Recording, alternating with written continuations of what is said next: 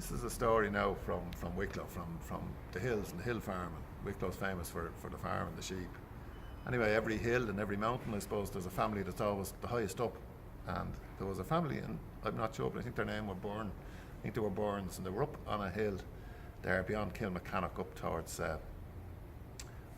around the Sugarloaf, that direction. I don't even know the name of the hill. But anyway, it was Mr. and Mrs. Byrne, and they had the one son, and it was a January. January would be a good month for being careful with the weather up there.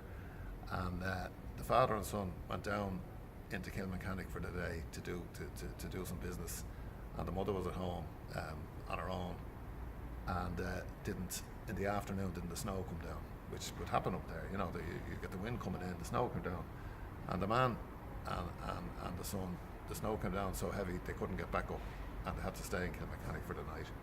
So herself was there on her own in the farm anyway, and she was spinning some flannel, and she was working away when suddenly there was noise outside. She looked out, and before she could look out, in the door came 12 fairy women, 12 fairy hags, and they saw her spinning, and they said, "You're spinning, but when are we getting our late supper?"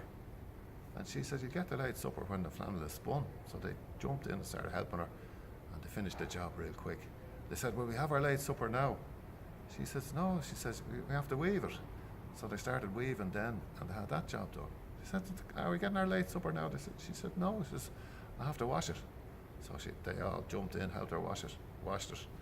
And "Are we getting our late supper now?" She said, "No." She said, "To dry it." So they got it going, and they turned it and squeezed it, rinsed it out, all the water out. They said, "No," they said, "are we getting our late supper?" She said, "I have to go down to the well." She said, "To get the water, and then you'll get your late supper." So she went down to the well. When she was down the well getting the bucket of water, who did she meet? Only her mother. Her mother was dead. But the mother came back to her anyway to give her advice. She says, "Them 12 fairy hags up in the house, when they talk about the late supper, they're talking about you. They're going to eat you." She said, "Look," she says, "here's what you'll do. On your way back to the house, suddenly start roaring and screaming at them that the fairy fort's on fire, and tell them, and they'll scarp her, they'll get out. And when you get back in," she said, "this is what you'll do. The first thing you'll do is wash your own feet." She said, "Then get the cock that's in the kitchen and wash the cock's feet and put it in the box to keep it tight, locked up in the box in the corner of the kitchen." She said, "Then get the plate, wash the plate and turn it up and let it drip. And all the other dishes, wash them and let them drip. And then get the tongs and wash that and put it hanging by the hob. And the last thing is get the pot and put the pot hanging in the chimney and fill it with water."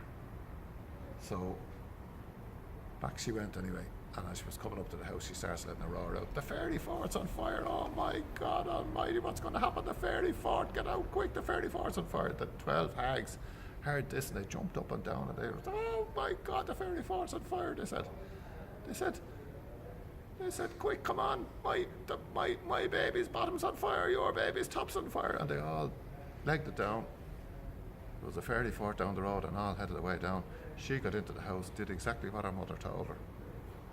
Washed her own feet, put the cock in the box in the corner, the rooster, washed the plates, washed the tongs, and had it all ready anyway, and then locked the door. And the next minute they came back. Well, those fairy women, they were savage.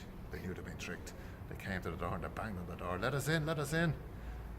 Not a word out of her. They roared out, cock, rooster, let us in." The cock crowed back, "I can't let you in. My feet are washed, and I'm tied up in the box." They said, plate, let us in." Plate says, "I can't let you in. I've been washed and I'm dripping dry." They said, tongs, let us in. "I'm hanging on the hob. I'm washed and I can't let you in." And they said, "Pot, let us in." The pot says, "I can't let you in. I'm hanging in the fire and the water's boiling." Well, they said, "Right," they said, "we'll burst a hole in the roof, we'll come down and we'll get her." And they climbed up on the roof and they started tearing at the roof to rip it to pieces. And just as they had the hole ready and they were going to get down in and rip that woman to pieces, didn't the cock crow? Morning had come, and they all scattered like a lot of little birds, a flock of birds scattering in every direction, and they were gone.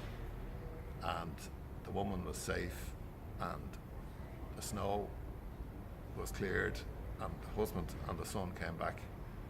But I'll tell you one thing, she never stayed at home on her own from then on. If they were going into Kilmechanic, she was going with them. And that's a story that I heard now from a man. And I'm not sure the hill, and I'm not sure they were Burns, but they probably were if they were in Wicklow.